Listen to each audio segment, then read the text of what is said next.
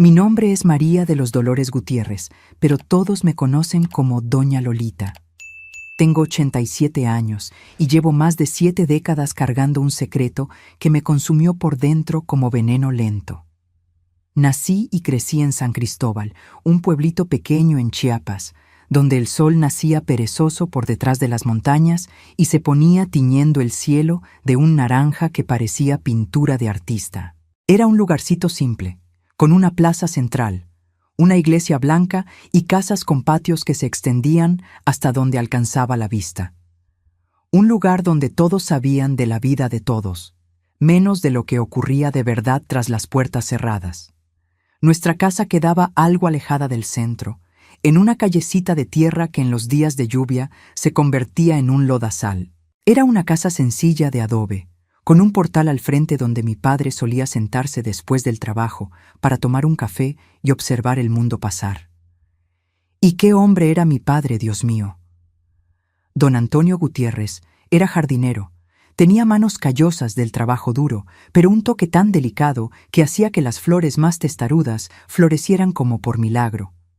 Me gustaría mucho que dejaran un comentario diciendo de dónde están viendo este video. Saber que hay gente de tantos lugares diferentes escuchándome me da fuerza para continuar esta historia tan difícil. Mi padre se despertaba con las gallinas antes de que saliera el sol. Se lavaba la cara en la palangana de aluminio que estaba en el patio. Tomaba un café negro fuerte que él mismo hacía para no despertar a mi madre, y salía a trabajar silbando bajito. Cuidaba los jardines de las familias ricas del pueblo, pero el jardín que más le gustaba era el de Doña Consuelo, nuestra vecina de la casa grande que quedaba justo después de la curva. Doña Consuelo era viuda, no tenía hijos y trataba a mi padre con un respeto que no todos tenían por un simple jardinero en aquella época. Don Antonio, usted no es jardinero, es un artista, le decía, y los ojos de mi padre brillaban como estrellas.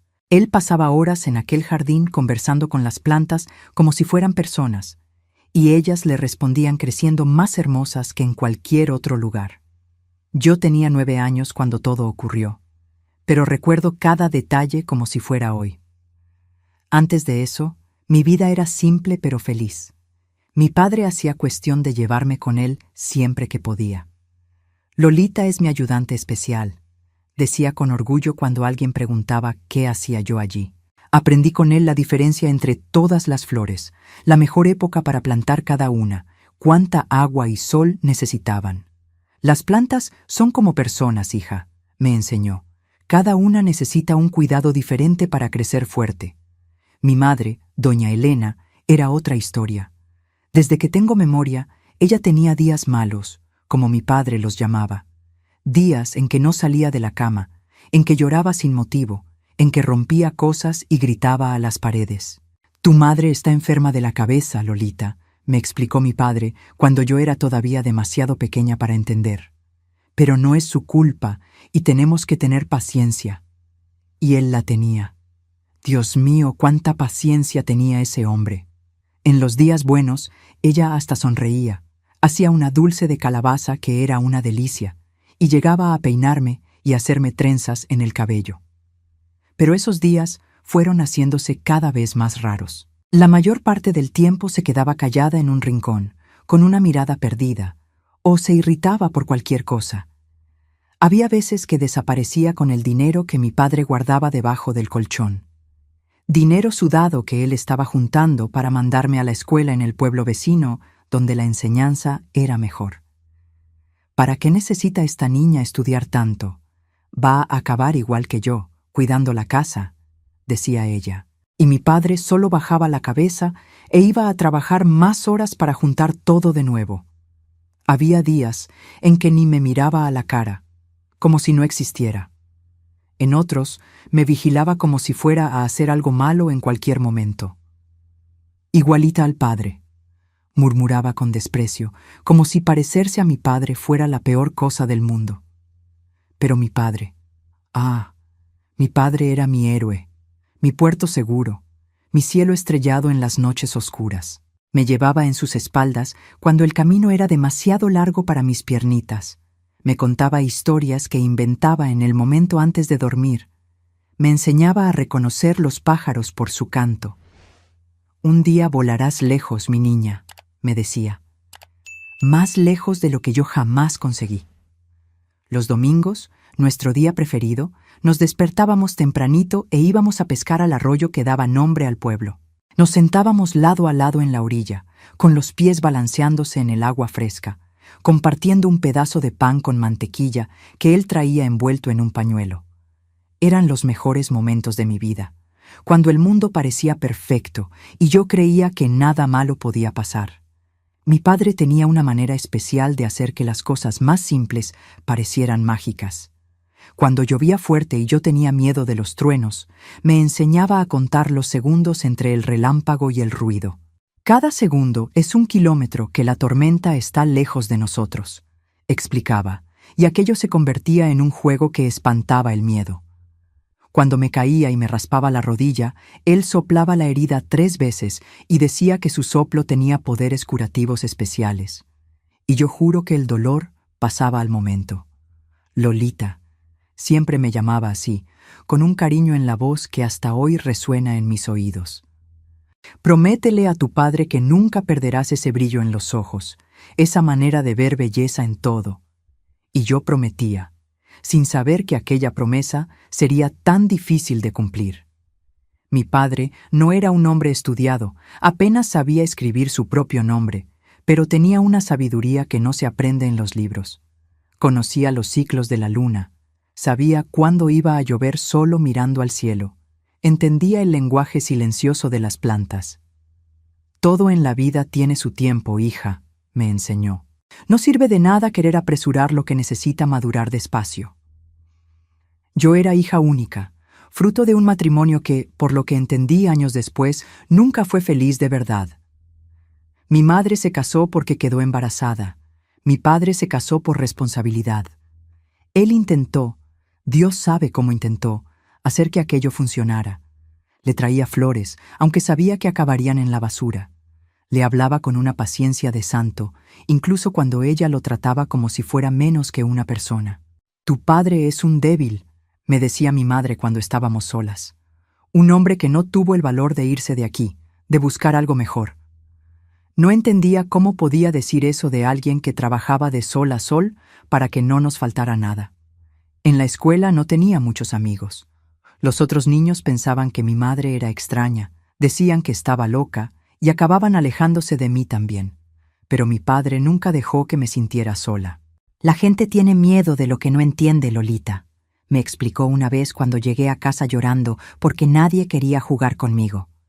Pero un día verán lo especial que eres.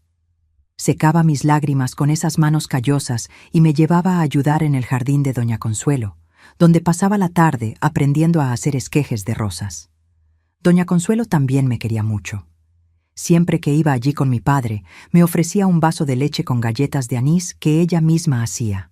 Se sentaba conmigo en el portal y me mostraba libros con figuras coloridas, me enseñaba palabras nuevas, me contaba historias de cuando era joven y había viajado a lugares que yo ni sabía que existían.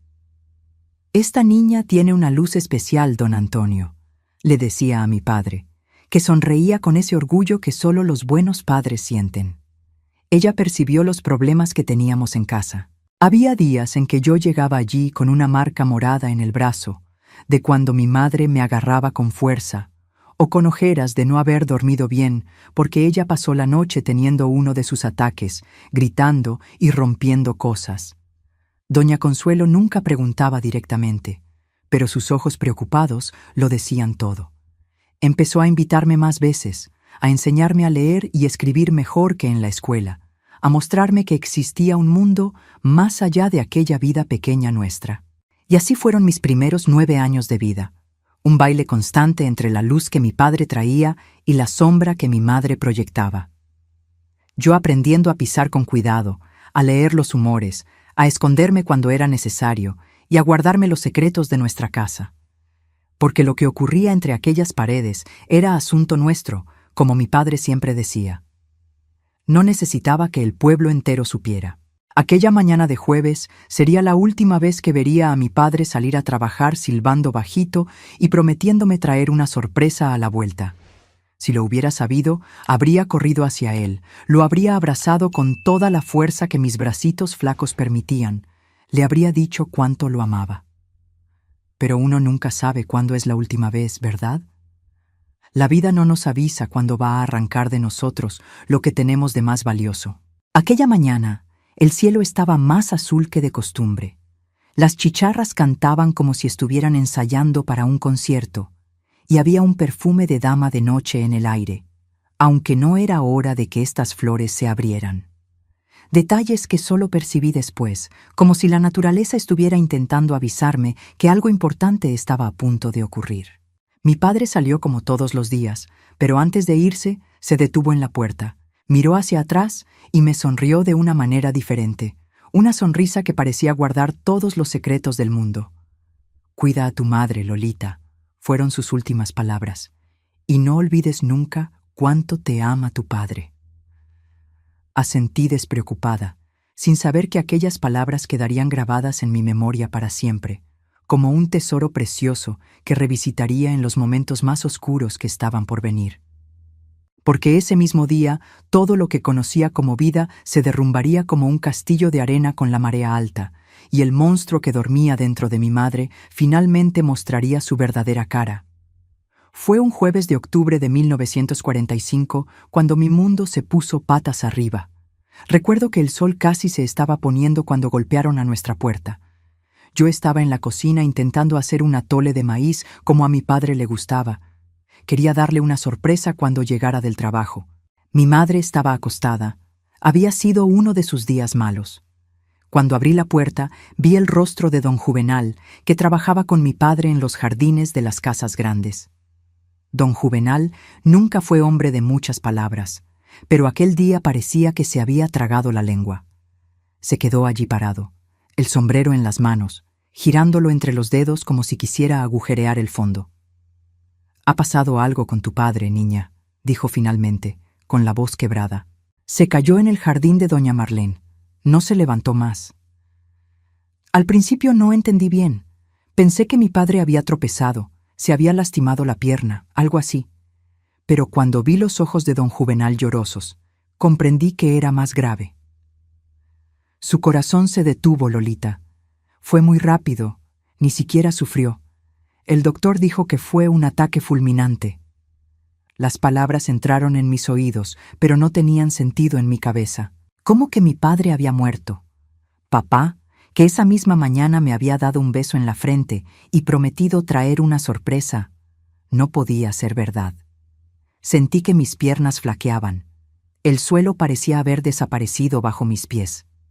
Mi padre no podía haber muerto así, de repente, sin ni siquiera despedirse bien. Don Juvenal dijo que necesitaba avisar a mi madre. La llamé, pero no respondió. Tuve que ir hasta el cuarto a sacarla de la cama. «Mamá, don Juvenal está aquí. Es sobre papá». Ella abrió los ojos, irritada por haber sido despertada, y fue hasta la sala arrastrando los pies, amarrándose la bata descolorida a la cintura. Cuando don Juvenal le contó lo que había pasado, pensé que mi madre se desplomaría, que gritaría, lloraría, se desesperaría, pero se quedó quieta, mirándolo con una expresión que no conseguía descifrar. No era tristeza, no era conmoción. Era como si estuviera procesando una información complicada. ¿Y el cuerpo?, fue lo primero que preguntó, con una voz fría que me dio escalofríos. «Está en la casa de doña Marlene. El doctor sigue allí. Lo traerán a casa en cuanto puedan». Mi madre actuó como si estuviera recibiendo noticias sobre el clima, no sobre la muerte de su marido. «Puede irse, don Juvenal. Gracias por avisar». Y cerró la puerta en su cara. Me quedé parada en medio de la sala, las lágrimas corriendo por mi rostro sin que ni siquiera me diera cuenta. Mi padre había muerto. Mi padre, mi héroe, mi protector, mi mejor amigo. ¿Cómo iba a vivir sin él? ¿Quién me llevaría a pescar el domingo?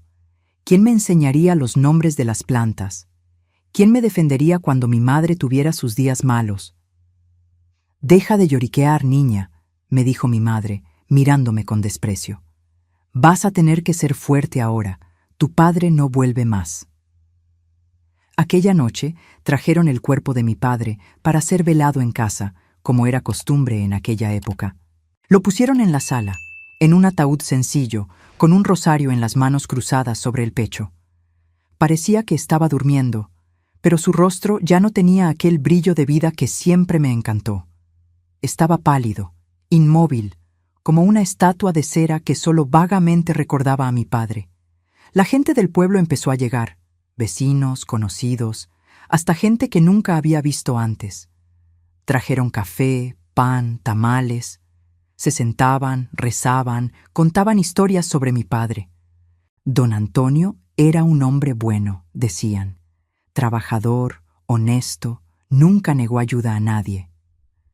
Doña Consuelo fue de las primeras en llegar. Me abrazó fuerte sin decir nada, solo apretándome contra ella mientras yo lloraba. Aquel abrazo sincero fue el único consuelo que recibí aquella noche. Después se acercó a mi madre, que estaba sentada en un rincón extrañamente callada. «Elena», oí a doña Consuelo decir bajito, «si necesitas cualquier cosa, estoy aquí. Cualquier cosa de verdad». Mi madre solo asintió sin levantar los ojos. Parecía estar en otro mundo, como si aquel velorio no tuviera nada que ver con ella. Pasé la noche entera sentada al lado del ataúd de mi padre. No conseguía separarme de allí, como si mi presencia pudiera de alguna forma traerlo de vuelta. La gente intentaba llevarme, decían que necesitaba descansar, pero yo me negaba. Era mi última noche con mi padre, y no iba a desperdiciar ni un minuto. De vez en cuando extendía la mano y tocaba la suya, tan fría, tan diferente de aquellas manos calientes que siempre me daban seguridad. Todavía no conseguía creer cómo alguien tan lleno de vida podía simplemente irse así, sin aviso. Al día siguiente llevaron a mi padre al cementerio.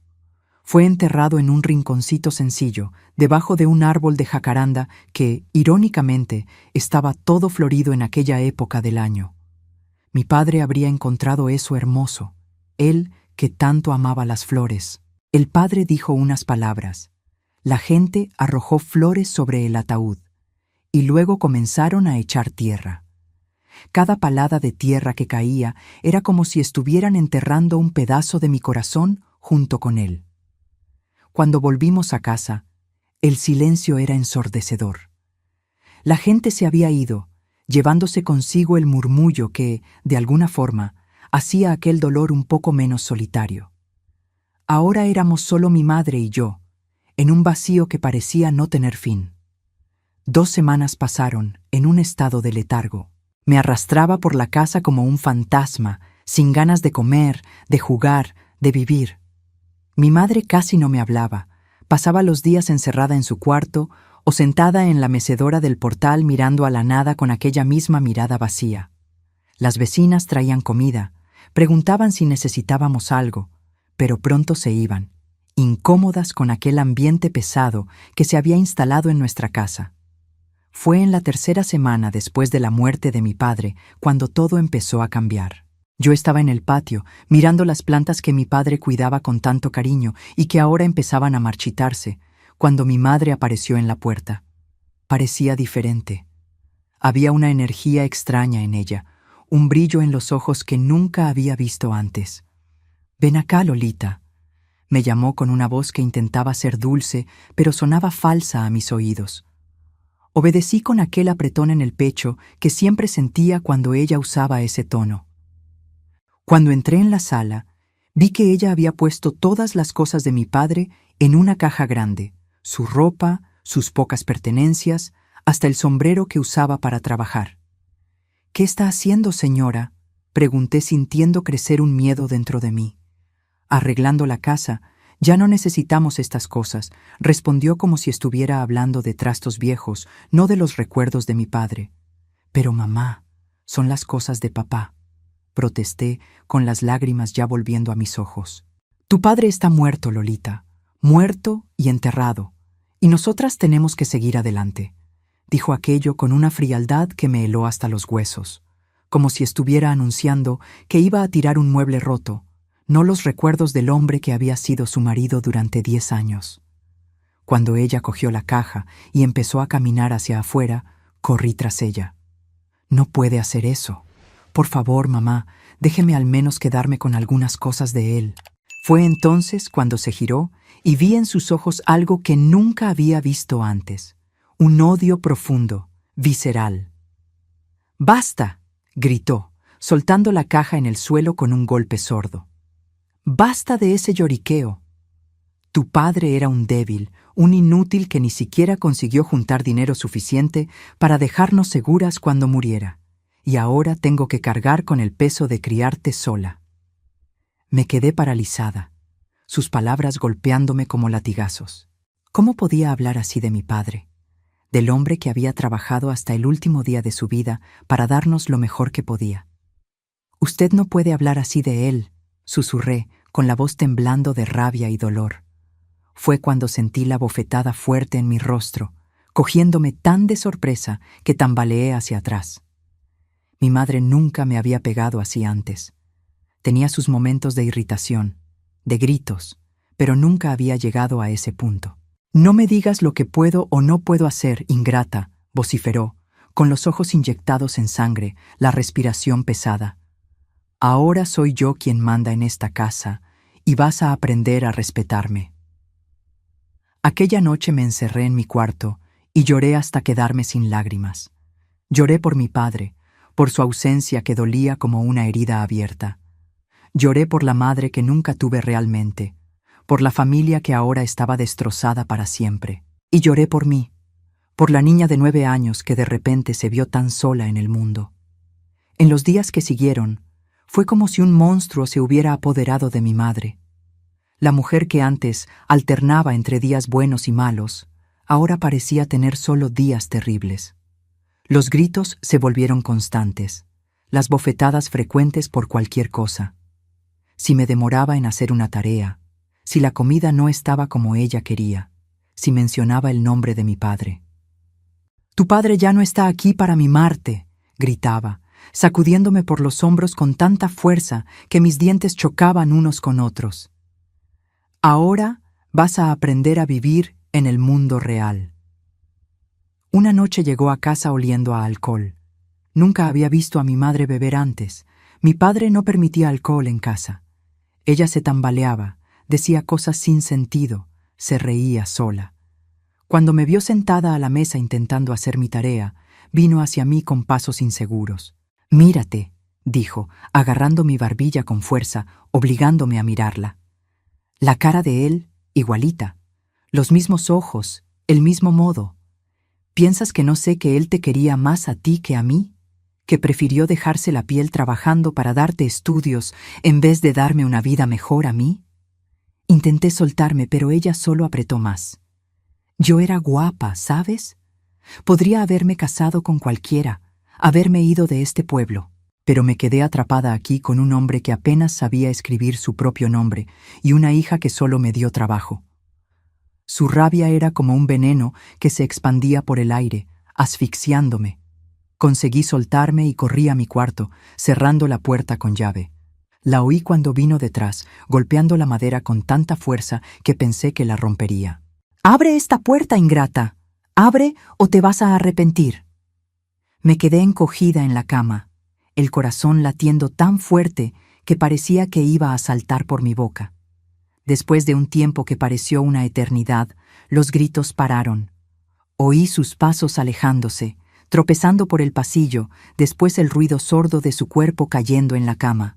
Solo entonces respiré hondo, las lágrimas silenciosas mojando mi almohada. Aquella noche, mientras miraba por la ventana de mi cuarto al cielo estrellado, recé por primera vez desde la muerte de mi padre. Recé pidiendo fuerza, pidiendo protección, pidiendo un milagro que me sacara de aquella pesadilla. Lo que no sabía era que las cosas podían empeorar mucho, y empeoraron. Mi madre empezó a encerrarme en casa cuando salía. Decía que era para que no huyera, para que no hiciera tonterías, pero yo creo que en el fondo era para que nadie viera las marcas que dejaba en mí. Los moretones en los brazos de tanto sacudirme, el labio partido de las veces en que perdía completamente el control. Dejé de ir a la escuela. Ella decía a la gente que yo estaba enferma, que necesitaba cuidados en casa. En realidad, no quería que contara a nadie lo que pasaba entre aquellas paredes. Nadie te va a creer, me amenazaba. Dirán que eres una niña mentirosa, ingrata, que quiere perjudicar a su propia madre. Y yo la creía. Al fin y al cabo, ¿quién daría oídos a una niña contra la palabra de un adulto? Especialmente en una época y en un lugar donde pegar a los hijos era considerado normal, parte de la educación. Y así fui cerrándome, encogiéndome, intentando volverme invisible para no despertar su ira. Por la noche, cuando finalmente dormía, generalmente después de beber hasta caer, me escabullía fuera del cuarto e iba hasta la cocina. Abría el cajón donde mi padre guardaba sus pocas cosas personales, cosas que conseguí esconder antes de que mi madre las tirara. Una navajita pequeña que usaba para cortar cuerdas en el jardín, un pañuelo que todavía tenía su olor, una foto amarillenta, la única que teníamos, tomada el día de mi bautizo. Sostenía aquellos objetos contra mi pecho como si pudiera absorber un poco de su fuerza, como si pudiera sentir su presencia protegiéndome. Y luego volvía a mi cuarto, escondiéndolos debajo del colchón antes de que mi madre pudiera descubrirlos. Fue en una de esas noches, casi 6 meses después de la muerte de mi padre, cuando empecé a planear mi fuga. Me di cuenta de que no podía seguir viviendo de aquel modo. Cada día era peor que el anterior. Mi madre se estaba hundiendo cada vez más en el alcohol, en las drogas que un hombre extraño empezó a traerle. Había días en que no salía de la cama, temblaba, sudaba, gritaba a personas que no estaban allí.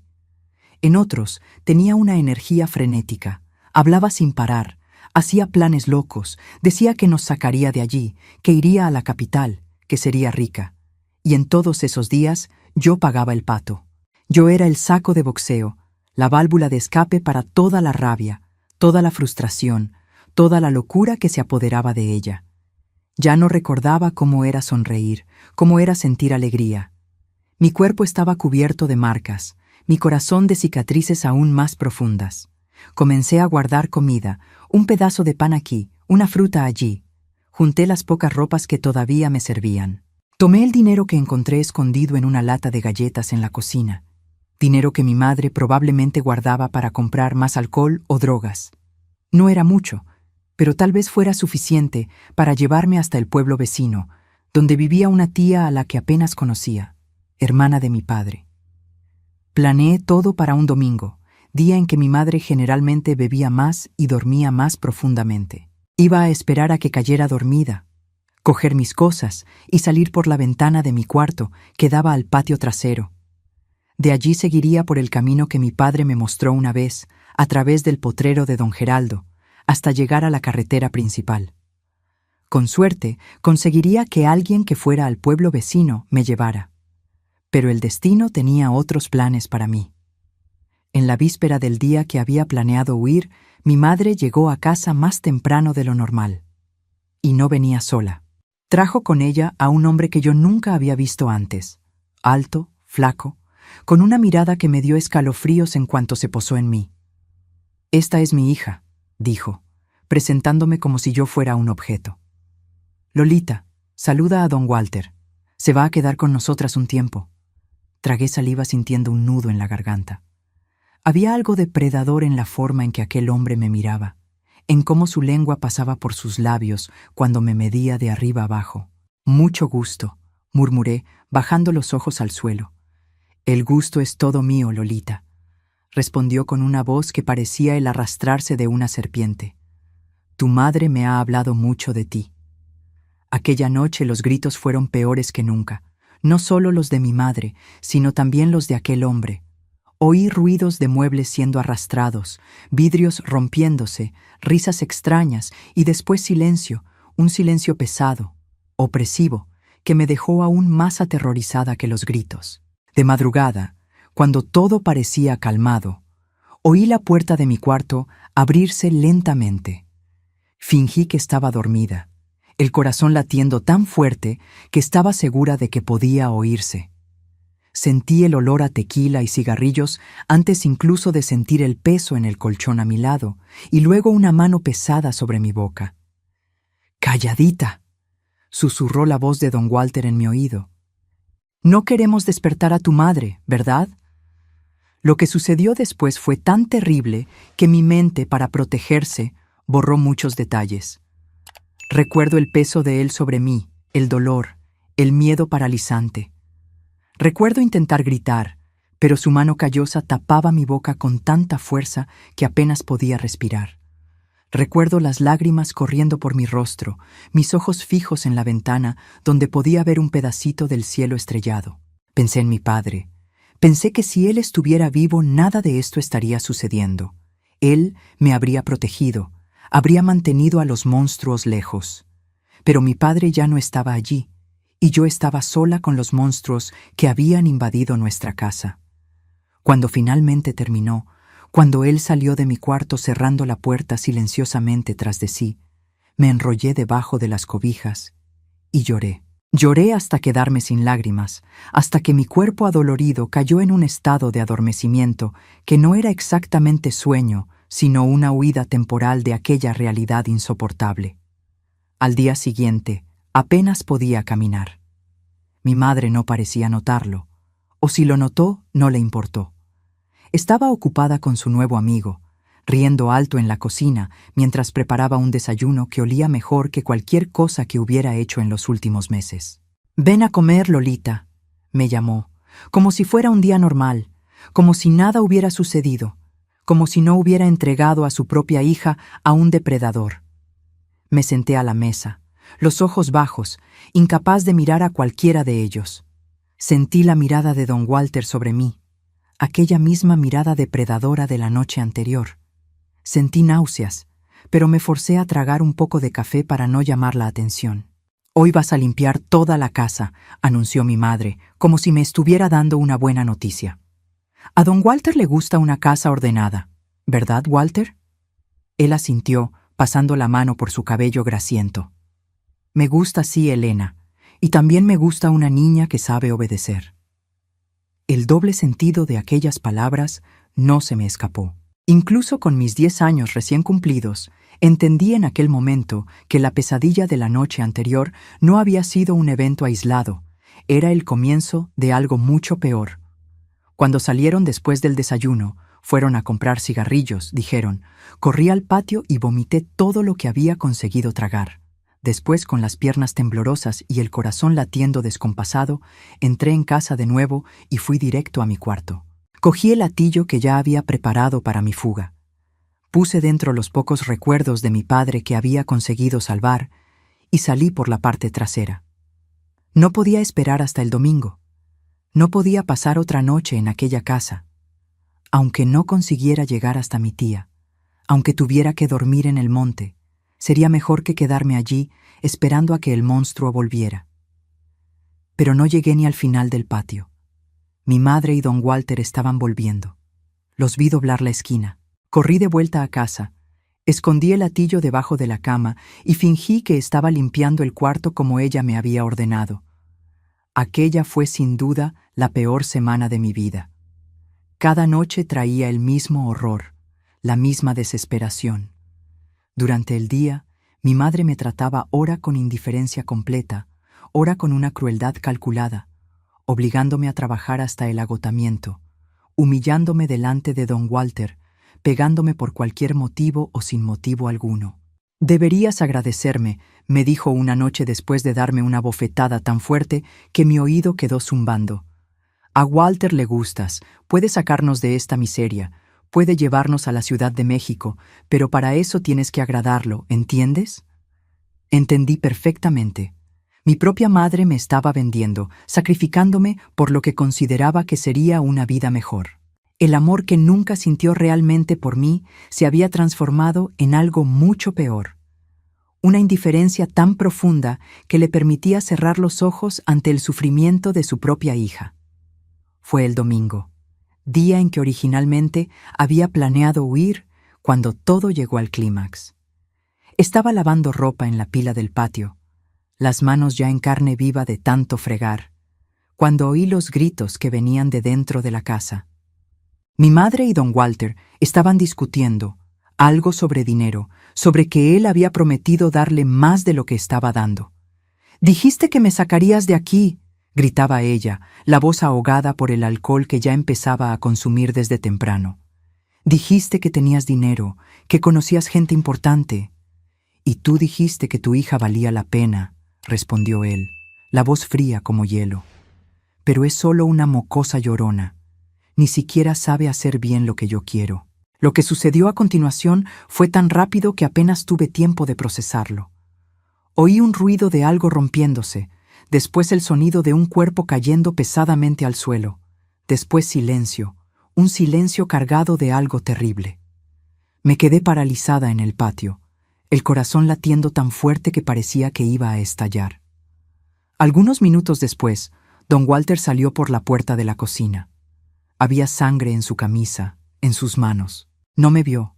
Pasó directo junto a mí como si yo fuera invisible y desapareció por la callecita de tierra que pasaba detrás de nuestra casa.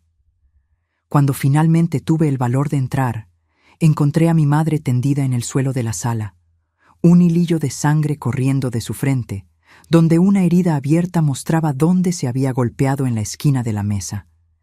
Estaba inmóvil, pero respiraba. En aquel momento, algo dentro de mí se quebró.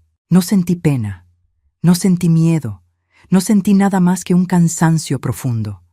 Estaba harta de vivir en aquel infierno, de ser tratada como un objeto, de ser abusada y abandonada por las personas que deberían protegerme. Busqué mi atillo escondido debajo de la cama, volví a la sala y sin mirar nuevamente a mi madre inconsciente en el suelo, caminé hacia la puerta. Fue cuando oí su voz, débil pero cargada de odio. Si sales por esa puerta, nunca vuelvas. Me detuve, la mano ya en el picaporte. No me volví, no quería ver su rostro, no quería guardar esa última imagen de ella.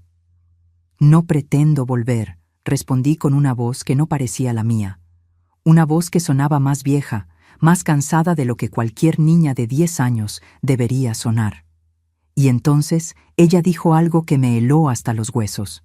Voy a buscarte, voy a encontrarte donde sea que vayas, y cuando te encuentre, te vas a arrepentir de haber nacido. Fue la gota que colmó el vaso. El poco autocontrol que aún me quedaba se evaporó. Me giré, enfrentándola por primera vez, viéndola acostada en el suelo, sangrando, patética en su rabia impotente. Usted no es mi madre. Mi madre murió junto con mi padre.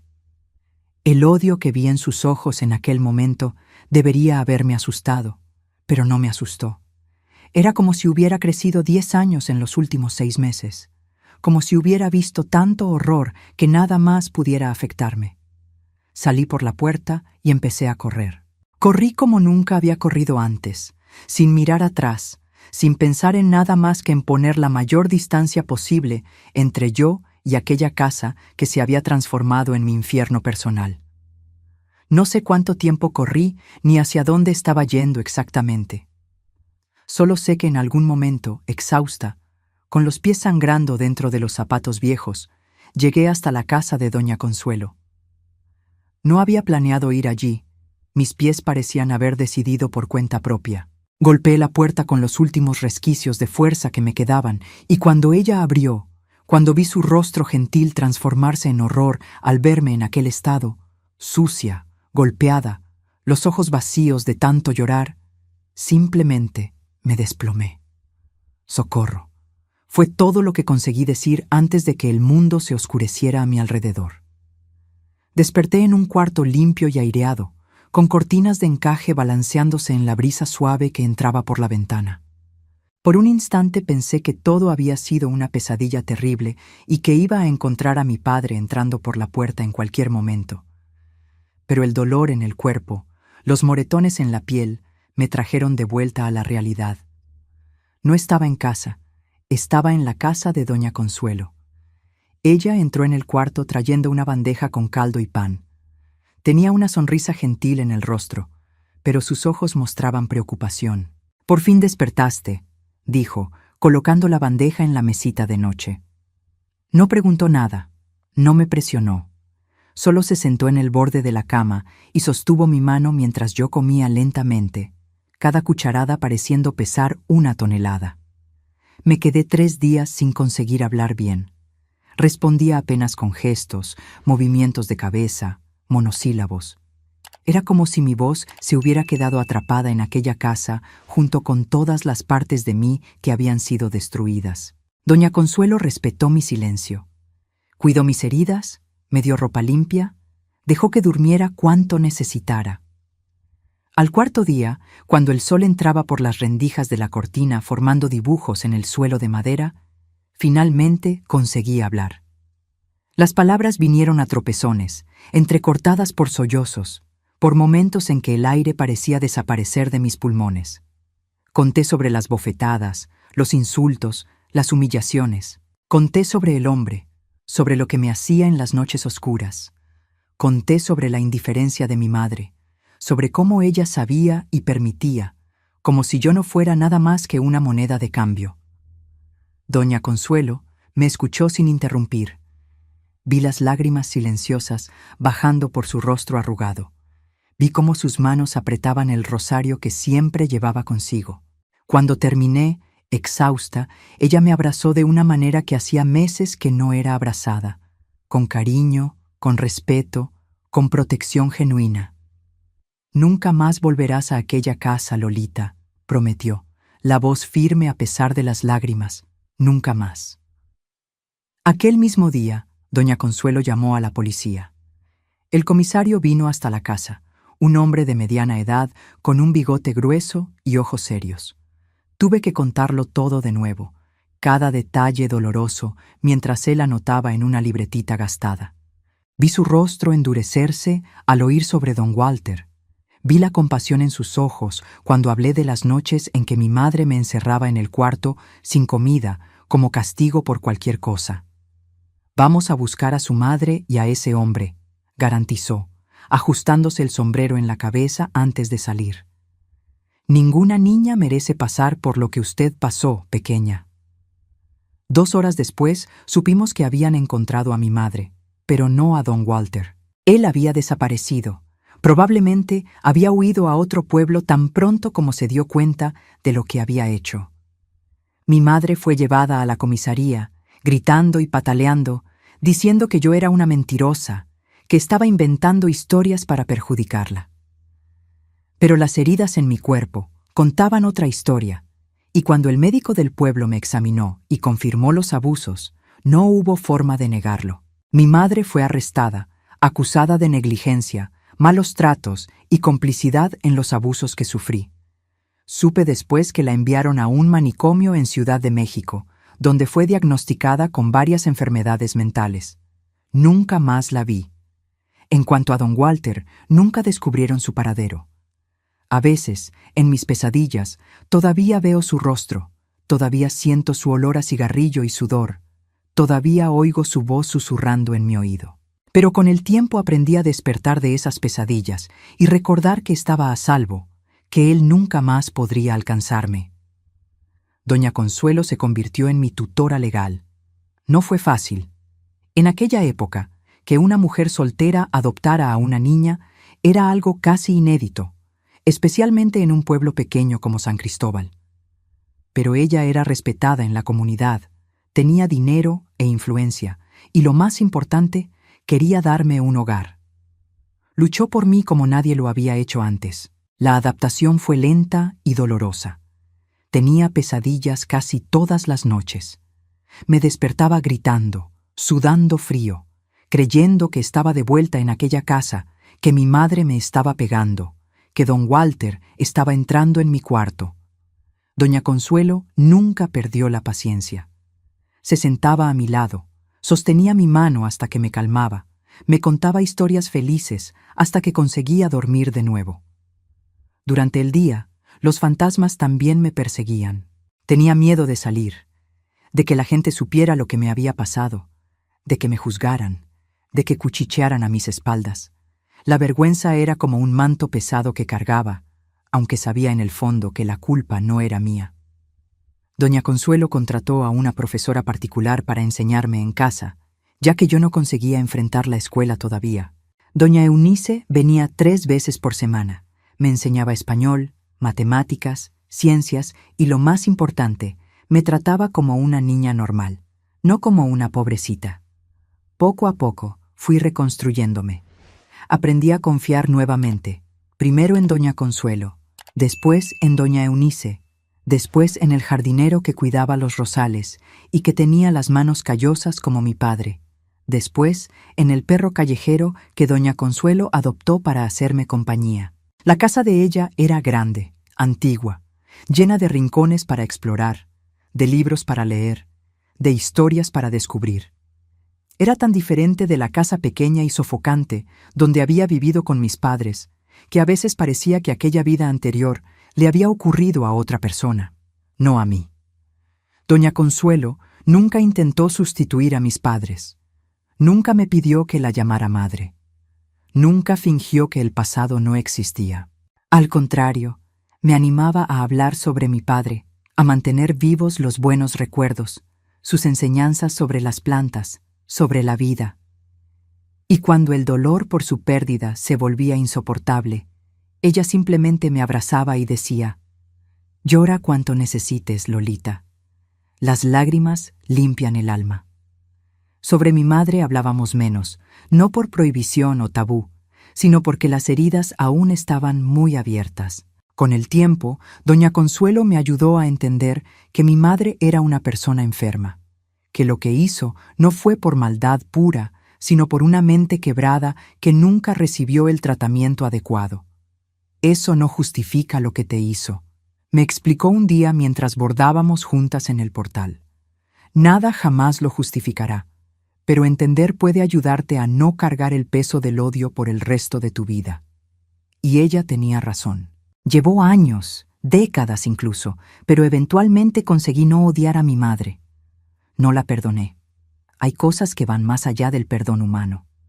Pero aprendí a no dejar que el odio por ella consumiera mi vida, mi futuro. Cuando cumplí 12 años, doña Consuelo me preguntó si me gustaría volver a la escuela regular. Tenía miedo, claro, pero algo dentro de mí quería intentarlo. En mi cabeza de niña, volver a la escuela era como probar que había sobrevivido, que los monstruos no habían vencido. El primer día fue terrible. Las miradas, los cuchicheos, las preguntas mal disimuladas. El pueblo era demasiado pequeño para que mi historia no fuera conocida, distorsionada, aumentada en las rondas de chismes. En la hora del recreo me quedé sola en una esquina del patio, deseando desaparecer.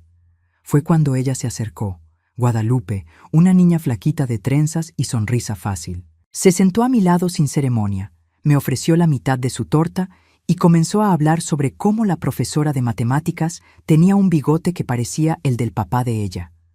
No preguntó sobre mi historia, no me trató como a una pobrecita. Solo me ofreció amistad, así de simple. Guadalupe se convirtió en mi primera amiga de verdad. Con ella reaprendí a jugar, a reír, a ser niña.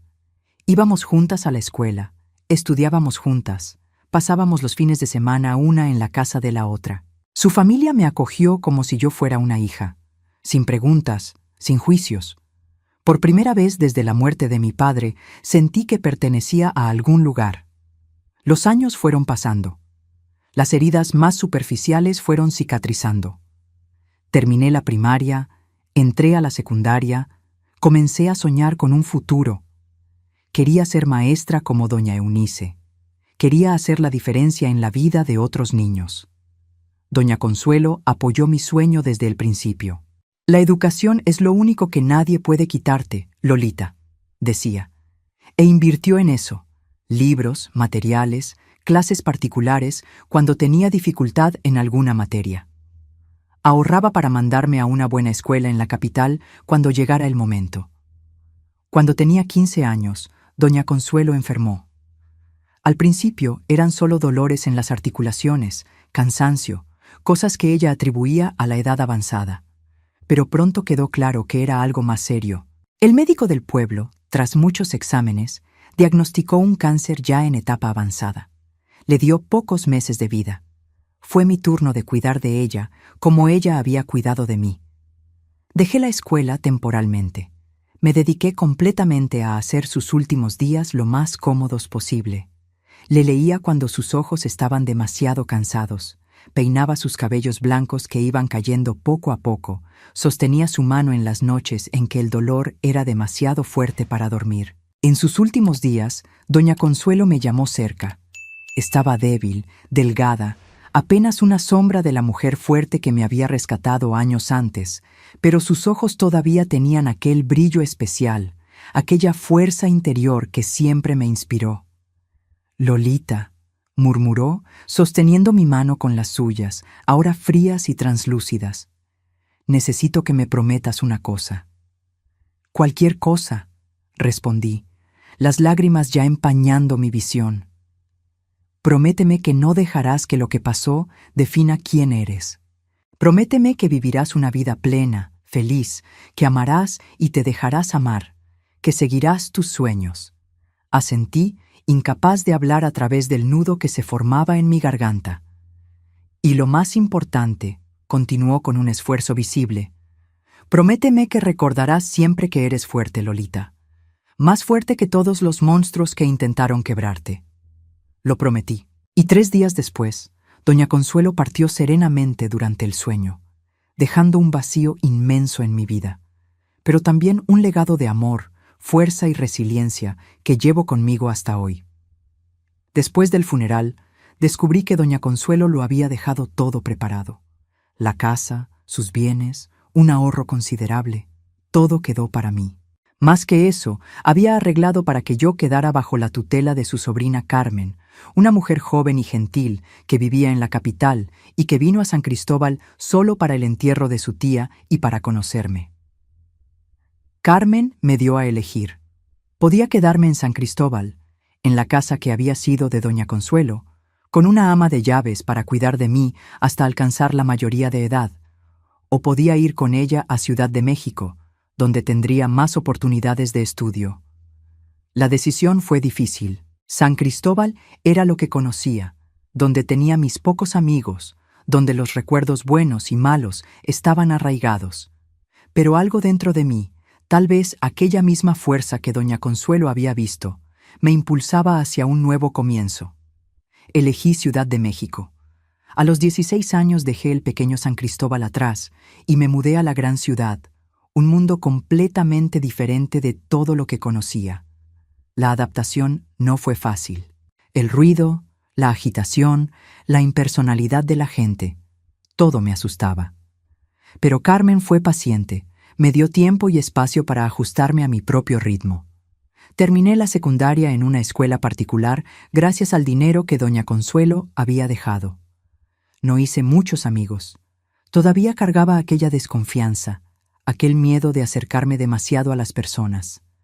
Pero me dediqué a los estudios con una determinación que sorprendía incluso a los profesores. Cuando llegó el momento de decidir qué hacer después, no tuve dudas. Presenté examen para la normal, para convertirme en maestra como siempre soñé. Pasé en primer lugar, para orgullo de Carmen y, estoy segura, de doña Consuelo, donde quiera que estuviera. Durante el curso, algo comenzó a cambiar en mí. A medida que aprendía sobre desarrollo infantil, sobre psicología, sobre cómo los niños reaccionan a los traumas, empecé a entender mejor lo que me había pasado. Comencé a darme cuenta de que no había sido mi culpa, que no había nada malo en mí, que había sido víctima de personas enfermas y crueles. Esa comprensión fue liberadora. No borró las cicatrices, no eliminó las pesadillas que todavía me visitaban ocasionalmente, pero me permitió mirar hacia adelante con más claridad, con menos peso. Me gradué a los 19 años y pronto conseguí un empleo en una escuela primaria en la periferia de Ciudad de México. Eran niños pobres, muchos con historias de vida tan o más difíciles que la mía. Me vi reflejada en las miradas asustadas de algunos, en los comportamientos agresivos de otros, en la tristeza silenciosa de los más callados. Y fue allí donde encontré mi verdadera vocación. No era solo enseñar a leer y escribir, era ser para aquellos niños lo que doña Consuelo había sido para mí. Un puerto seguro, una luz al final del túnel, alguien que creía en ellos cuando nadie más lo hacía. Volvía a casa exhausta todos los días, pero con una sensación de propósito que nunca había experimentado antes. Estaba haciendo la diferencia. estaba transformando vidas, estaba honrando la promesa que le había hecho a doña Consuelo de vivir una vida plena y significativa. Fue en esa escuela donde conocí a Jorge, el profesor de educación física. Era diferente de cualquier hombre que yo había conocido. Gentil sin ser débil, fuerte sin ser intimidante, gracioso sin ser cruel. Los niños lo adoraban y yo, poco a poco, también empecé a admirarlo. Nuestra amistad creció lentamente, con respeto mutuo y genuino interés el uno por el otro. Me invitaba a tomar café después de las clases, me prestaba libros que creía que me gustarían, me hacía reír con sus historias sobre los desastres culinarios que protagonizaba. Tardé en darme cuenta de que me estaba enamorando, y cuando lo percibí, el miedo casi me paralizó. Los fantasmas del pasado volvieron con fuerza. Las manos ásperas de don Walter, su aliento a alcohol, el dolor, el asco, la vergüenza. ¿Cómo podría amar a alguien después de todo eso? ¿Cómo podría confiar en un hombre lo suficiente para dejarlo acercarse? Casi huyo, casi pedí transferencia a otra escuela, casi desistí antes de intentar. Pero entonces recordé la promesa que le había hecho a doña Consuelo. Vivir, amar, dejarme amar. Una tarde de otoño le conté todo a Jorge. Sentados en una banca de plaza, las hojas secas cayendo a nuestro alrededor como una lluvia dorada, abrí mi corazón y mi historia. Hablé sobre mi padre, sobre su muerte, sobre mi madre, sobre don Walter, sobre los abusos. Hablé sobre doña Consuelo, sobre cómo me salvó, no solo físicamente sino emocionalmente. Hablé sobre mis miedos, mis inseguridades, sobre lo difícil que era para mí confiar, entregarme. Jorge me escuchó en silencio respetuoso, sin interrumpirme. Cuando terminé, exhausta y vulnerable como nunca había estado ante nadie, él simplemente tomó mi mano y la besó suavemente. «Gracias por confiar en mí lo suficiente para compartir esto», dijo, los ojos humedecidos. «Tu historia no me asusta, Lolita. Solo me hace admirar aún más a la mujer increíble en que te convertiste a pesar de todo». En aquel momento, algo se curó dentro de mí. No completamente. Algunas heridas nunca cicatrizan totalmente, pero lo suficiente para permitirme dar un paso adelante, para arriesgar, para intentar. Nuestro noviazgo fue lento, respetuoso, cada paso dado con cuidado y consideración. Jorge nunca me presionó, nunca exigió más de lo que yo estaba lista para dar.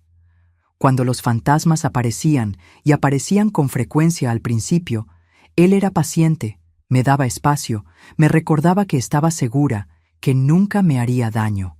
A los 21 años me casé con Jorge en una ceremonia sencilla, solo con los amigos más cercanos y su familia, que me acogió como hija. Carmen estaba allí, por supuesto, radiante de verme finalmente encontrando la felicidad que merecía. En el altar, mientras intercambiábamos votos, pensé en todas las personas que habían formado parte de mi camino hasta allí. Pensé en mi padre, con sus manos callosas y su sonrisa gentil.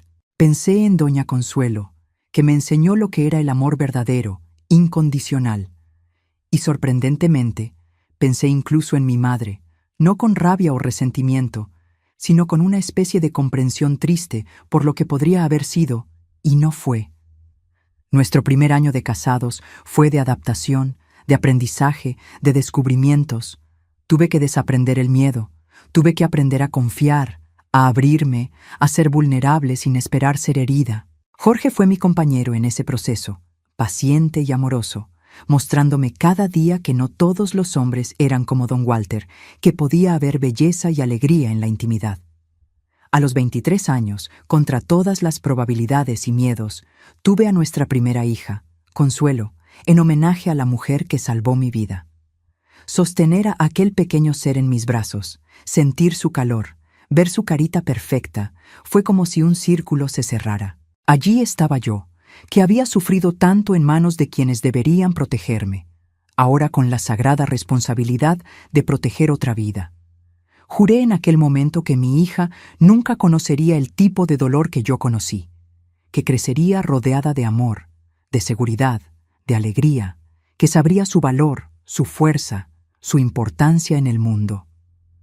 2 años después vino Antonio, nuestro segundo hijo, nombrado en homenaje a mi padre, y nuestra familia quedó completa.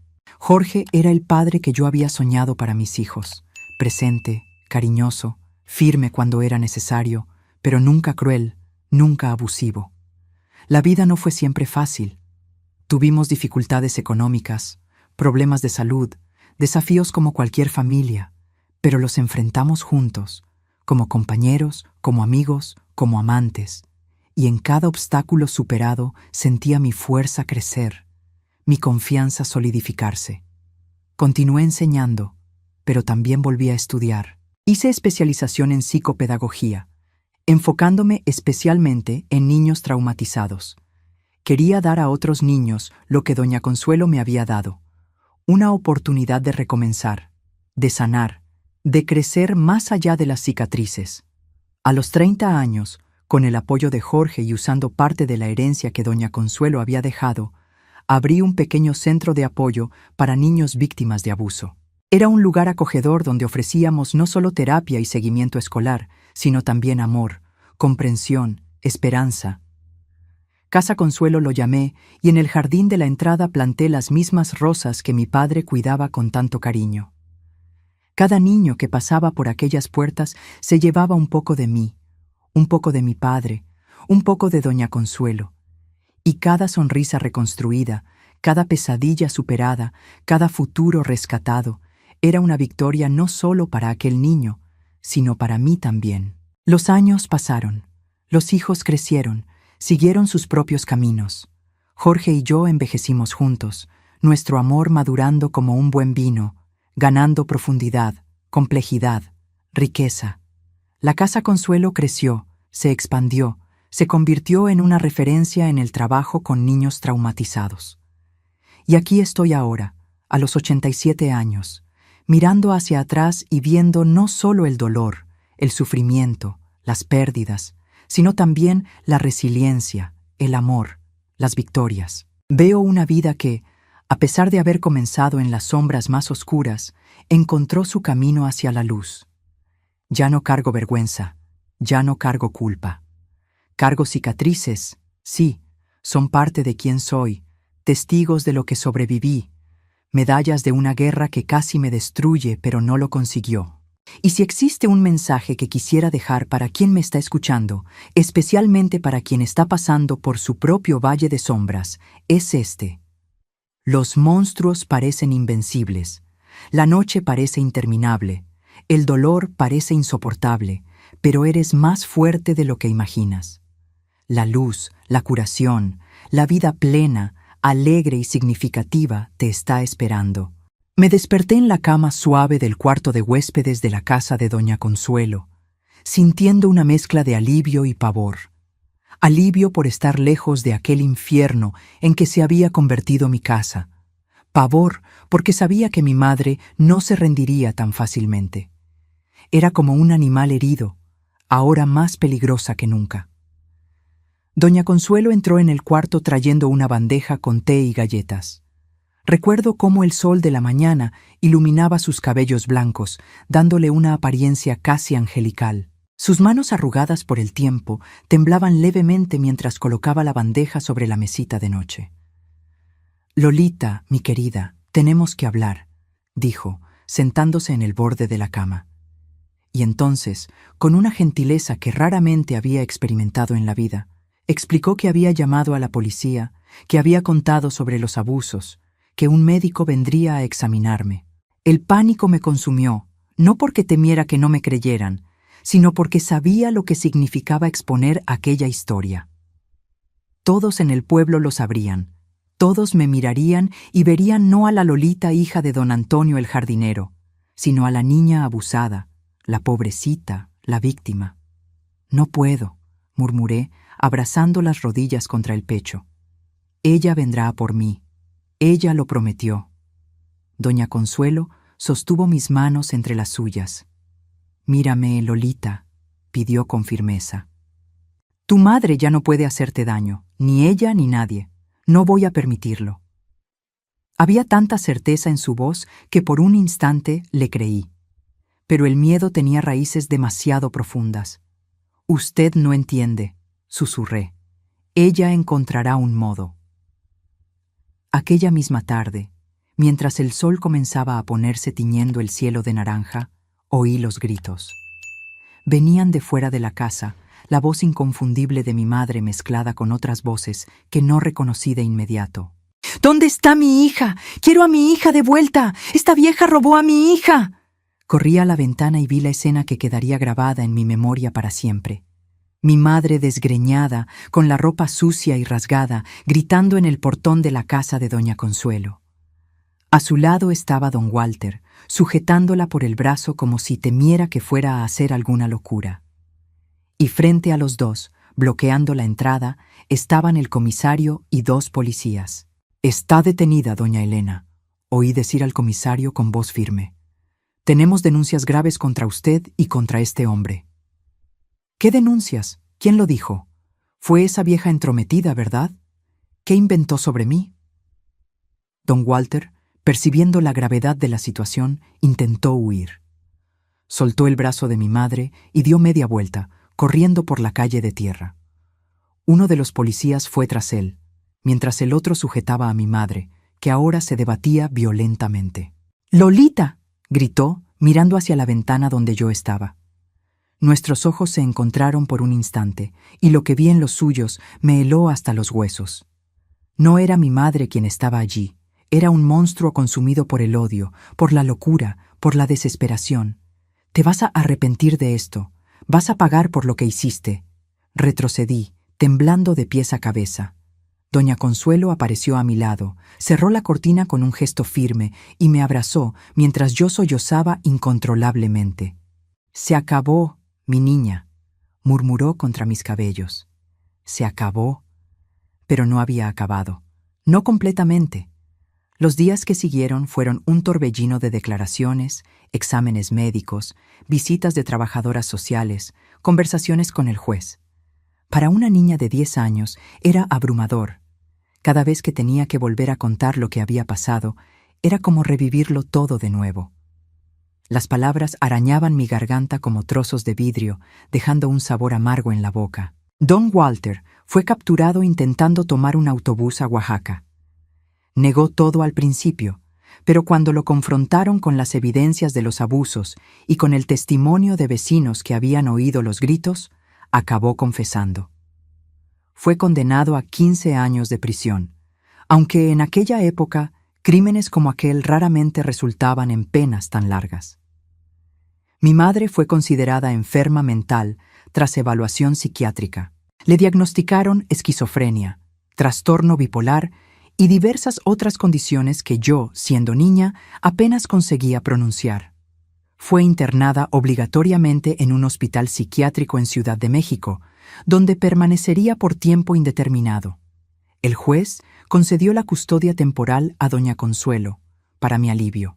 La idea de ir a un orfanato, o peor, ser enviada con algún pariente lejano que ni conocía, me aterrorizaba.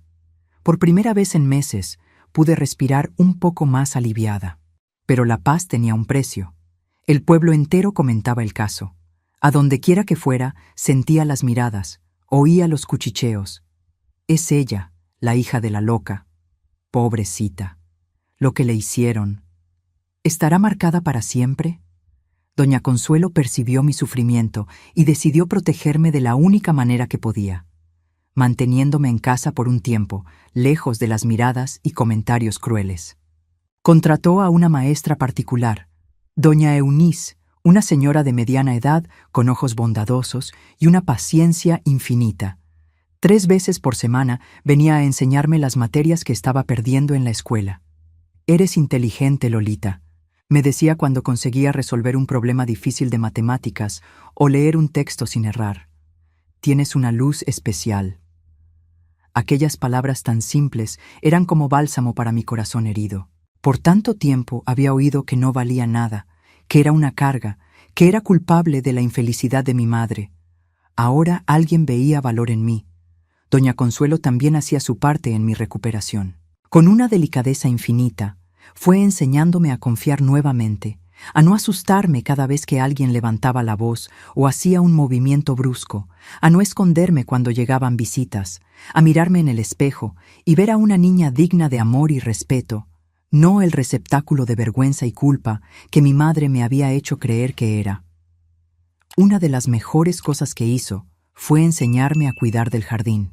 Como hija de jardinero, ya tenía alguna noción, pero fue con doña Consuelo que realmente aprendí a amar las plantas. Había algo profundamente terapéutico en hundir las manos en la tierra, en ver una semilla que planté transformarse en una flor, en cuidar de algo frágil y verlo crecer fuerte. Las plantas son como las personas, Lolita, me decía, repitiendo sin saberlo las palabras de mi padre. Cada una necesita un cuidado diferente. Algunas necesitan más sol, otras más sombra. A algunas les gusta mucha agua, a otras poca, pero todas, sin excepción, necesitan amor y atención. Poco a poco, muy lentamente, fui reconstruyéndome. Las heridas no desaparecieron mágicamente. Algunas nunca desaparecerían por completo, pero comenzaron a cicatrizar. Las pesadillas que inicialmente me visitaban todas las noches fueron volviéndose menos frecuentes. El miedo constante, aquella sensación de estar siempre al borde de un abismo, comenzó a dar lugar a una cautela saludable, a un discernimiento que me permitía diferenciar peligros reales de fantasmas del pasado. Casi un año después de haber sido acogida por doña Consuelo, recibí la noticia que cambiaría el curso de mi vida. El juez había decidido concederle mi custodia permanente. Ya no tendría que temer ser enviada lejos, a un lugar desconocido. Podría quedarme allí, en aquella casa que se había convertido en mi refugio, con aquella mujer que, sin ninguna obligación, había elegido amarme y protegerme. «Ahora es oficial», dijo doña Consuelo, mostrándome los papeles con una sonrisa radiante. «Eres mi hija ante la ley, como ya lo eras en mi corazón». Lloré, pero por primera vez en mucho tiempo fueron lágrimas de alivio, de alegría, de gratitud. Abracé a aquella señora frágil que se había convertido en mi puerto seguro y me prometí a mí misma que un día, cuando fuera adulta, haría por otros niños lo que ella estaba haciendo por mí. En mi cumpleaños número 11, doña Consuelo preparó una pequeña fiesta. Solo nosotras dos, doña Eunice y Guadalupe, una niña de mi edad que vivía 2 casas más allá y que, a pesar de conocer mi historia, nunca me había tratado diferente por ello. Había un pastel de chocolate, mi preferido, globos de colores e incluso regalos. Cosas simples, pero elegidas con tanto cariño que me hicieron sentir la persona más especial del mundo. Fue ese día cuando decidí que quería volver a la escuela. Estaba cansada de esconderme, de dejar que el miedo dictara mi vida. Quería ser una niña normal, con amigos, con una rutina, con sueños más allá de las paredes de la casa de doña Consuelo.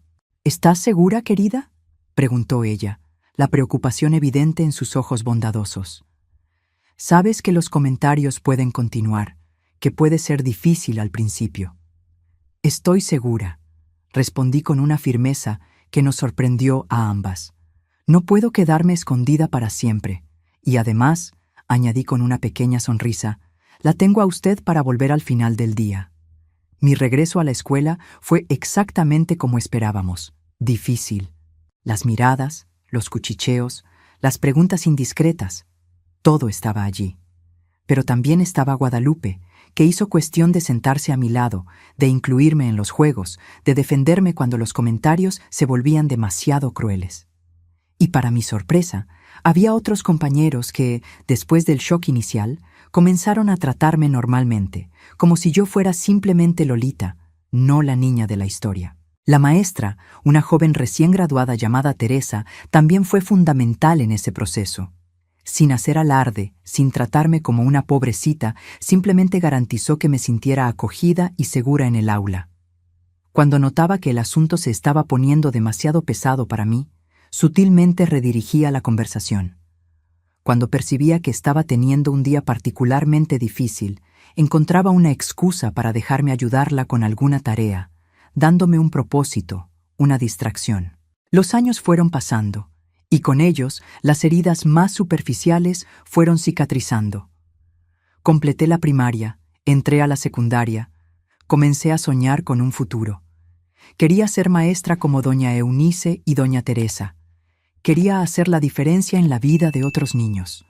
Doña Consuelo apoyó mi sueño desde el principio. La educación es lo único que nadie puede quitarte, Lolita, decía, y ahorraba para mandarme a una buena escuela en la capital cuando llegara el momento. Cuando tenía 15 años, doña Consuelo enfermó. Al principio eran solo dolores en las articulaciones, cansancio, cosas que atribuía a la edad avanzada. Pero pronto quedó claro que era algo más serio. El médico del pueblo, tras muchos exámenes, diagnosticó un cáncer ya avanzado. Le dio pocos meses de vida. Fue mi turno de cuidar de ella como ella había cuidado de mí. Dejé la escuela temporalmente. Me dediqué por completo a hacer sus últimos días lo más cómodos posible.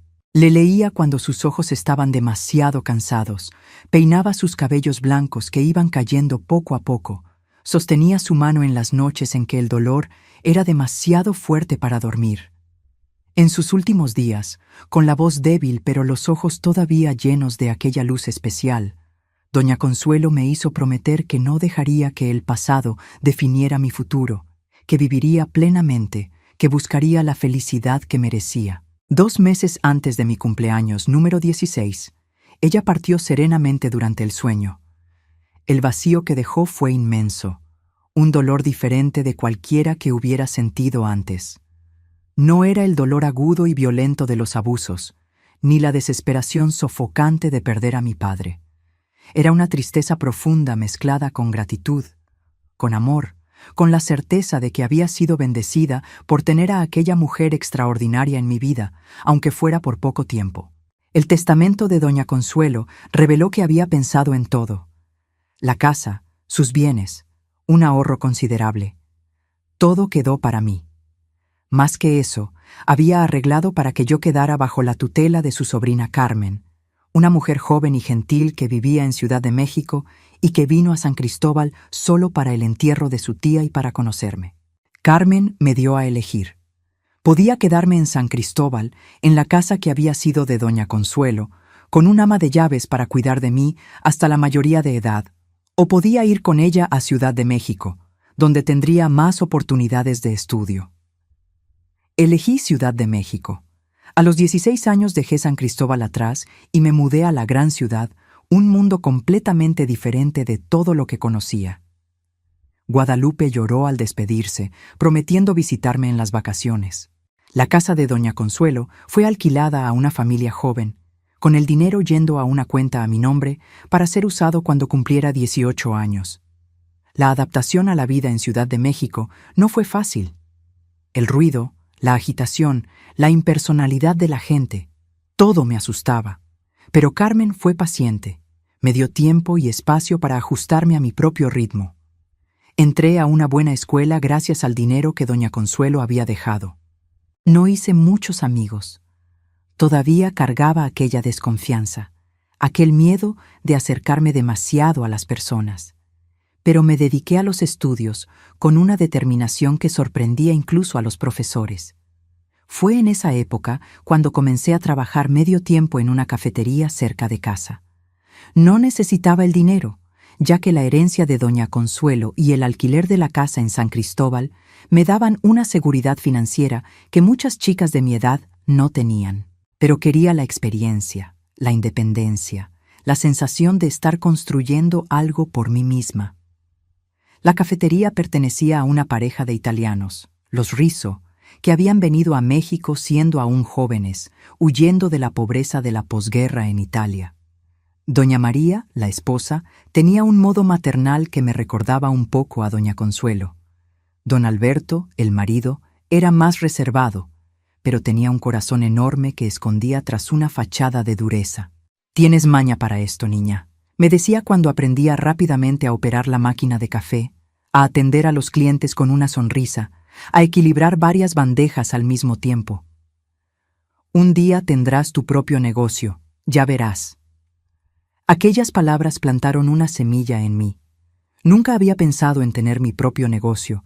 Siempre me había imaginado siguiendo la carrera de maestra. Pero me di cuenta de que me gustaba el ambiente de la cafetería, el ritmo acelerado, el contacto con los clientes.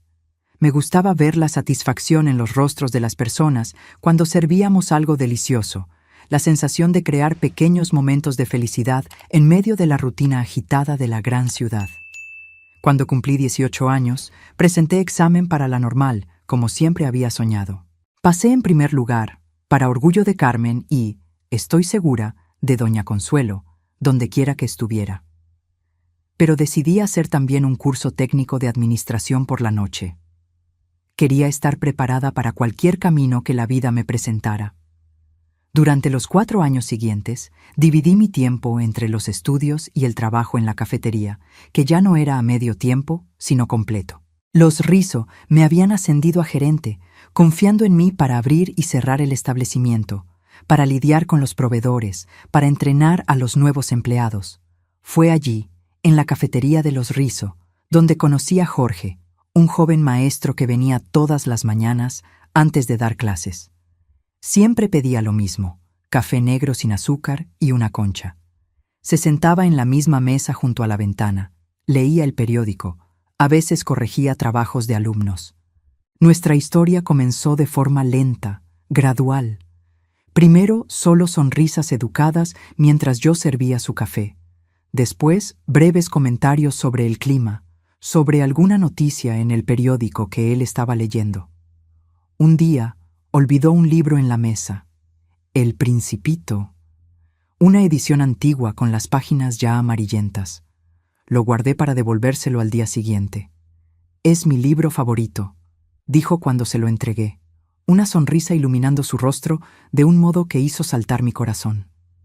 «Hay que soportar algunas orugas si se quiere conocer a las mariposas», respondí sin pensar, citando otro pasaje del libro.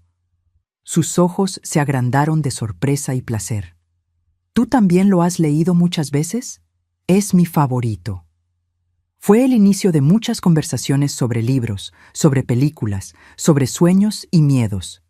Jorge era diferente de cualquier hombre que hubiera conocido. Gentil sin ser débil, fuerte sin ser intimidante, gracioso sin ser cruel. Poco a poco, sin que me diera cuenta, las murallas que había erigido alrededor de mi corazón comenzaron a presentar pequeñas grietas. Tardé en darme cuenta de que me estaba enamorando, y cuando lo percibí, el miedo casi me paralizó. Los fantasmas del pasado volvieron con fuerza. Las manos ásperas de don Walter, su aliento a alcohol, el dolor, el asco, la vergüenza. ¿Cómo podría amar a alguien después de todo eso? ¿Cómo podría confiar en un hombre lo suficiente para dejarlo acercarse? La primera vez que Jorge me invitó a salir, una simple invitación para asistir a una obra de teatro, casi rechacé. Pero entonces recordé la promesa que le había hecho a doña Consuelo: vivir, amar, dejarme amar. Nuestro noviazgo fue lento, respetuoso, cada paso dado con cuidado y consideración. Jorge nunca me presionó, nunca exigió más de lo que yo estaba lista para dar.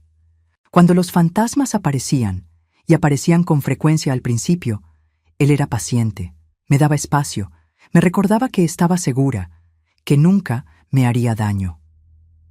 Un año después de comenzar a salir, me gradué de la normal y del curso técnico de administración. Fue cuando don Alberto, ya anciano y cansado, me llamó para una conversación seria. «María y yo estamos pensando en volver a Italia», dijo, la voz embargada por la emoción. «Queremos ver nuestra tierra antes de morir. Queremos estar cerca de los nietos que nacieron allá y que apenas conocemos». Mi corazón se encogió ante la perspectiva de perder a aquellas personas que se habían vuelto como familia para mí, pero entendía su deseo, respetaba su decisión. «¿Y la cafetería?», pregunté, preocupada por mi empleo, por los otros empleados. «Queremos venderla», respondió, y entonces, para mi completa sorpresa, añadió: «A ti, Lolita, nadie conoce este lugar mejor que tú, nadie lo ama más que tú. Podemos hacer un precio justo, ayudar con los papeles, facilitar el pago». Me quedé sin palabras. el corazón latiendo acelerado con la mezcla de miedo y excitación. Tener mi propio negocio, algo que construir con mis propias manos, algo que nadie podría quitarme, era un sueño que ni siquiera sabía que tenía hasta aquel momento. Usando la herencia de doña Consuelo, que había administrado con cuidado todos esos años, compré la cafetería. Jorge me apoyó en cada paso, ayudando con el papeleo, dando ideas para pequeñas reformas, estando a mi lado en las noches en que el miedo al fracaso me mantenía despierta. En mi cumpleaños número 23, después de un día especialmente cansado pero gratificante en la cafetería, Jorge me llevó a cenar a un restaurante elegante en el centro de la ciudad. Estaba nervioso, inquieto, algo raro en él, que generalmente era la imagen de la tranquilidad. Después del postre, tomó mi mano sobre la mesa y me miró a los ojos con tanta intensidad que sentí mi corazón acelerar. «Lolita», comenzó, la voz ligeramente temblorosa, «conocerte fue lo mejor que me ha pasado. Eres fuerte, inteligente, compasiva, y cada día me muestras un nuevo motivo para admirarte». Sacó del bolsillo una pequeña caja de terciopelo. Dentro, un anillo simple pero elegante brillaba bajo la luz suave del restaurante. «No estoy ofreciendo perfección», dijo, con palabras que hacían eco de las de doña Consuelo años antes. «Solo un amor honesto y el compromiso de respetar siempre quién eres. ¿Me darías el honor de casarte conmigo?». Las lágrimas empañaron mi visión, pero a través de ellas vi no solo al hombre que amaba, sino también a todas las personas que me habían ayudado a llegar hasta allí. Mi padre con su sonrisa gentil y manos callosas, doña Consuelo con su sabiduría y amor incondicional, Carmen con su paciencia y comprensión, los Rizzo con su confianza y generosidad. Vi a la niña quebrada que había sido y a la mujer fuerte en que me había convertido a pesar de todo. «Sí», respondí, la voz embargada por la emoción. «Sí, quiero casarme contigo». Nos casamos 6 meses después en una ceremonia sencilla, en la misma iglesia donde mi padre había sido enterrado tantos años antes. Carmen estaba allí, por supuesto, radiante de verme finalmente encontrando la felicidad que merecía. Los Rizzo vinieron especialmente desde Italia para la ocasión, trayendo como regalo un juego de tazas de porcelana para café. «Para cuando expandas el negocio», dijo doña María con un guiño. En el altar, mientras intercambiábamos votos, pensé en todas las personas que habían formado parte de mi camino hasta allí. Pensé en mi padre, con sus manos callosas y su sonrisa gentil. Pensé en doña Consuelo, que me enseñó lo que era el amor verdadero, incondicional. Y sorprendentemente, pensé incluso en mi madre, no con rabia o resentimiento, sino con una especie de comprensión triste por lo que podría haber sido y no fue. Nuestro primer año de casados fue de adaptación, de aprendizaje, de descubrimientos. Tuve que desaprender el miedo, tuve que aprender a confiar, a abrirme, a ser vulnerable sin esperar ser herida. Jorge fue mi compañero en ese proceso, paciente y amoroso, mostrándome cada día que no todos los hombres eran como don Walter, que podía haber belleza y alegría en la intimidad. A los 25 años, contra todas las probabilidades y miedos, tuve a nuestra primera hija, Consuelo, en homenaje a la mujer que salvó mi vida. Sostener a aquel pequeño ser en mis brazos, sentir su calor, ver su carita perfecta, fue como si un círculo se cerrara. Allí estaba yo, que había sufrido tanto en manos de quienes deberían protegerme, ahora con la sagrada responsabilidad de proteger otra vida. Juré en aquel momento que mi hija nunca conocería el tipo de dolor que yo conocí, que crecería rodeada de amor, de seguridad, de alegría, que sabría su valor, su fuerza, su importancia en el mundo. 2 años después vino Antonio, nuestro segundo hijo, nombrado en homenaje a mi padre, y nuestra familia quedó completa. Jorge era el padre que yo había soñado para mis hijos, presente, cariñoso, firme cuando era necesario, pero nunca cruel, nunca abusivo. La cafetería prosperó bajo mi administración. Expandí el menú, contraté más empleados, renovamos la decoración para hacerla más acogedora. Jorge continuó enseñando, apasionado por lo que hacía, inspirando generaciones de alumnos con su conocimiento y entusiasmo. La vida no fue siempre fácil. Tuvimos dificultades económicas, problemas de salud, desafíos como cualquier familia, pero los enfrentamos juntos, como compañeros, como amigos, como amantes. Y en cada obstáculo superado, sentía mi fuerza crecer, mi confianza solidificarse. A los 30 años, impulsada por el deseo de ayudar a otros niños que estaban pasando por lo que yo pasé, transformé la cafetería en un espacio que iba más allá de servir café y comida. Por las tardes de martes y jueves, después del horario comercial, abríamos las puertas para niños de un orfanato cercano. Servíamos chocolate caliente, contábamos cuentos, ofrecíamos un ambiente acogedor donde simplemente podían ser niños, sin las presiones y traumas que muchos cargaban. Este proyecto, que comenzó sin pretensiones, creció a lo largo de los años.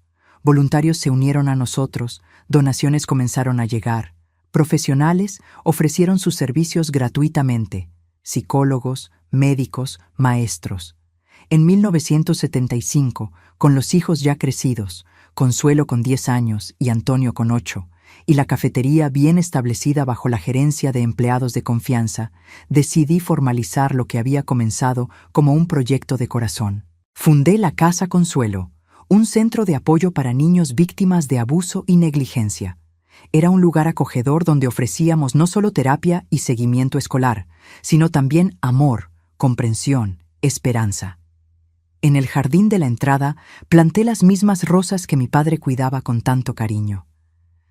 Cada niño que pasaba por aquellas puertas se llevaba un poco de mí, un poco de mi padre, un poco de Doña Consuelo, y cada sonrisa reconstruida, cada pesadilla superada, cada futuro rescatado, era una victoria no solo para aquel niño, sino para mí también. Los años pasaron, los hijos crecieron, siguieron sus propios caminos. Consuelo se convirtió en abogada, especializándose en derechos de la infancia y juventud.